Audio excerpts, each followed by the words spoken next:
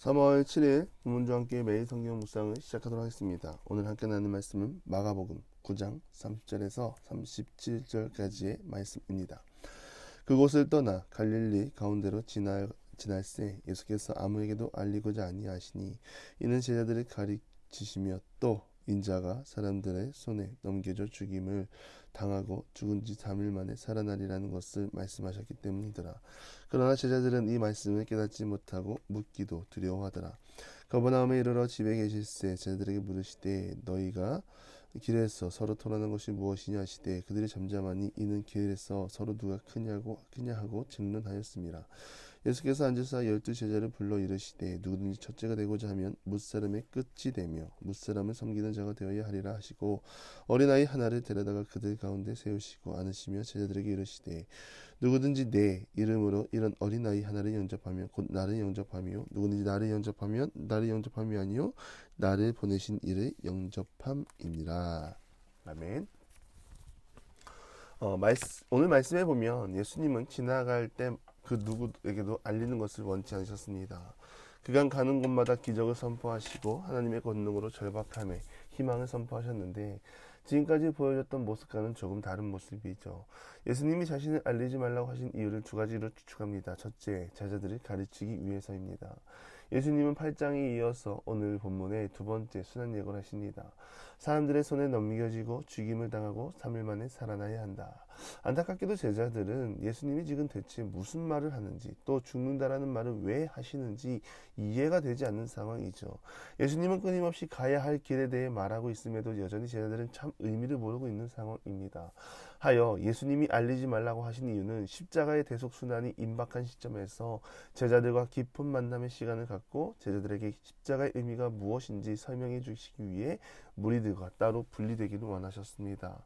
신적 권위로 사람을 치유하고 회복시키는 것도 중요하지만 제자들에게 영적인 진리를 깨달아 알게 하고 얼마 있지 않으면 떨어지게 될 제자들에게 예수님이 안 계신 상황 속에 하나님의 뜻을 잘 감당할 수 있도록 훈련시키기 위해서 사람들에게 말하지 말라고 말씀하신 것이죠. 둘째, 예루살렘에 올라가 하나님의 뜻이자 예수님의 사명이 십자가 대속을 완수하는 일에 방해를 받지 않기 위함입니다. 예수님께서는 최종 목적지 십자가를 향하는 데 있어서 방해받지 않고 신속하게 지나가시기 위해 자신을 알리는 것을 원치 않으셨습니다. 예수님은 이처럼 외로운 십자가의 길을 이루기 위해 모든 집중을 하고 계셨고 십자가 대속만 우리를 살릴 수 있는 길임을 알기에 방해받지 않기 위해 요청하신 것입니다. 예수님이 제자들에게 영적인 신비와 지식을 알려줌에도 안타깝게도 예수님 말씀하시는 순환의 의미, 사명의 의미, 십자가의 의미를 깨닫지 못했습니다. 예수님은 두 번째 순환을 예고하십니다. 인자가 사람들의 손에 넘겨져 죽임을 당하고 죽은 지 3일 만에 살아나리라. 앞에서도 말씀드렸듯이 제자들은 싱숭생숭하죠. 왜 대체 죽는다고 말씀하시는 것인가? 제자들은 32절에 말하기를 깨닫지도 못하고 묻기도 두려워한다고 말합니다. 사람의 지식으로 십자가의 신비를 이해할 수 없습니다. 이유는 사람의 본성은 악하기 때문에 선하신 하나님의 계획을 깨달아 알기란 절대로 불가능한 일이기 때문이죠. 또 묻기도 두려운 이유가 무엇입니까? 베드로는 첫 번째 순환에서 예수님께 혼납니다. 적당히 혼난 것이 아니라 사탄아 내 뒤로 물러가라고 말하시죠. 베드로는 예수님이 나를 누구냐라고 질문했을 때 주는 그리스도시니이다. 기름 부음 받은 메시아 우리의 구원자 마태는 하나님의 아들이라고 말할 정도였습니다. 칭찬을 받았던 베드로가 하나님의 길을 가로막는다고 사탄이라 칭함으로 얼마나 놀랍고 두려웠고 상처가 깊이 남았을까요? 그래서 베드로와 제자들은 자기들이 베드로와 같이 혼날까봐 침묵하고 있는 상황입니다. 이제 예수님과 제자들은 가버나움 집에 들어가 예수님이 제자들에게 질문합니다. 너희가 길에서 서로 토론한 것이 무엇이냐? 제자들은 잠잠할 수밖에 없는 상황이죠. 그 이유가 제자들끼리 누가 큰지 전혀 의미 없는 토론을 하고 있었기 때문입니다. 제가 이 구절을 보고 생각난 것이 아직 제자들은 덜 혼났구나. 더 혼나야 정신 차리는데 덜 혼났기에 세상적 생각과 가치관에 빠져 있구나라는 것을 깨닫게 되었습니다. 예수님의 길, 인간적인 가치관으로 접근해서도 안 되고 생각해서도 안 됩니다. 우리 안에 맴도는 지식이 아니라 하나님 안에 있는 비밀이기에 오늘도 우리는 비밀을 알기 위해 힘쓰고 우리가 사는 이 땅에서 사람의 관점이 아니라 하나님의 신비를 알기 위해 힘쓰는 우리 모두가 되기를 바랍니다. 그래서 제자들을 보면 깨달은 것이 있습니다. 지난번에는 믿음이 어렵다는 것을 깨달았는데요. 아무리 예수님과 함께해도 하나님의 뜻을 알기 위함이란 쉽지 않다는 것을 깨달았습니다. 그렇지 않습니까? 예수님이 지속적으로 말씀해 주시고 바로 옆에서 알려주시고 깨우치기 위해 힘쓰셨는데도 그럼에도 불구하고 제자들은 세상적 관심으로 예수님 옆에 있는 것입니다. 이것은 무엇을 말합니까? 하나님의 뜻을 아는 일, 쉽지 않다는 것을 말합니다. 우리가 다 하나님의 뜻을 위해 나간다고 하지만 쉽게 알아지지 않는 이유는 그만큼 어렵기 때문이고 안다 하더라도 사람의 힘으로 갈 수 없는 길이기 때문입니다. 그래서 우리는 예수님을 믿으면서 내가 받을 상급에 대해서는 생각하지 않기를 바랍니다. 우리의 필요를 아시는 주님이 우리 가운데 함께 하시고 채워주시리라 믿습니다. 안타까운 것은 누가 크냐라는 묻는 제자들의 상태입니다. 이 질문의 의도는 주님이 정치적 메시아로서 로마 제국을 뒤엎고 새롭게 건설한 왕국에서 누가 가장 높은 지위에 오를 것인지에 대한 관심을 갖고 있기 때문이죠. 또한 누가 주님의 사랑을 가장 많이 받고 있는가입니다. 이 크다라는 말은 위대하다라는 뜻을 가지고 있습니다. 이처럼 사람의 생각은 선한 것이 없고 올바른 것이 없습니다. 이에 예수님이 말씀하시기를 큰 자가 되기 위해서는 되려 섬기는 사람이 되어야 한다고 말합니다. 충격이죠. 최고의 자리에 올라가서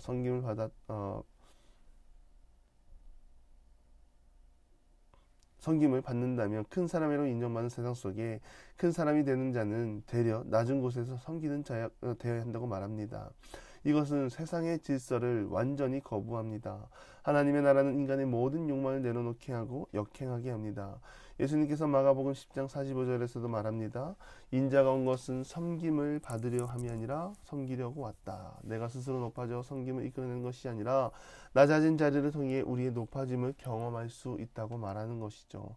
하나님은 낮아진 자를 높여주십니다. 그래서 우리의 손해를 묵상하는 것이 아니라 우리의 십자가를 지고 살아갈 때 우리의 낮아짐을 통해 그리스도의 이름이 영광스러운 위치가 되는 일이라면 우리는 기꺼이 순종의 자세로 나아가는 모두가 되기를 바랍니다. 높아지기보다 낮아지고 낮아짐을 통하여 하나님 나라를 선포하고 선포를 통하여 우리가 살아가는 모든 삶의 자리에 하나님 나라가 임하는 데 힘쓰는 우리 모두가 되기를 바랍니다. 그러한 자세는 어린 아이를 대하는 자세입니다. 어린아이 이름도 없고 누가 알아주지도 않는 위치에 있습니다. 그러나 예수님은 말씀하시기를 어린아이 하나를 영접하면 나를 영접하는 것과 마찬가지라고 하시죠. 어린아이와 동등한 위치에 예수님을 두십니다. 누군가를 섬기고 따르는 것, 그 사람에게 대가를 바라는 것이 아니라 비록 그 사람이 어린아이와 같이 신분이 낮고 이름이 없고 누가 알아주지 않아도 섬기는 것이고 그러한 자세로 예수님을 대하는 것 또한 예수님을 영접하면 예수님을 보내신 하나님을 영접하는 것이라 말합니다. 우리의 믿음이 바로 이러한 믿음이 되기를 바랍니다. 대가를 바라고 믿는 것이 아니라 순수한 마음으로 확신을 갖고 예수님을 따르고 그 안에서 평안과 자유를 누리고 만족이 있고 또 남들이 믿어서 나도 믿는 것이 아니라 나의 모든 것을 드려도 후회가 없다는 고백과 함께 날마다 주님을 만나고 체험하며 믿음으로 더욱 깊어지는 우리들의 삶 모든 기도의 용사들이 되기를 주님의 이름으로 간절히 축원합니다. 기도하겠습니다. 하나님, 세상의 가치관을 따르지 아니하고 어린아이와 같이 순수한 마음을 갖고 믿음으로 행하는 주의 자녀들이 되게 하여 주시옵소서. 주님을 따르는 목적이 세상적 목적이 아니라 이 땅에 하나님 나라가 임하게 하기 위해 모든 발걸음이 되게 하시고 이 발걸음을 통하여 이 땅에 하나님 나라가 속히 임하게 하는데 귀하게 쓰임받는 주의 자녀들 다 되게 하여 주시옵소서. 예수님의 이름으로 기도드리며 이제는 우리 구주 예수 그리스도의 은혜와 하나님의 극진하신 사랑하심과 성령의 감화감동 교통하심이 어린아이와 같이 예수님을 따르고 섬기는 자로 살아가기를 소망하는 사랑하는 보문중학교 모든 기도의 용사 위에 이제로부터 영원토록 함께 하시기를 간절히 축원하옵나이다. 아멘.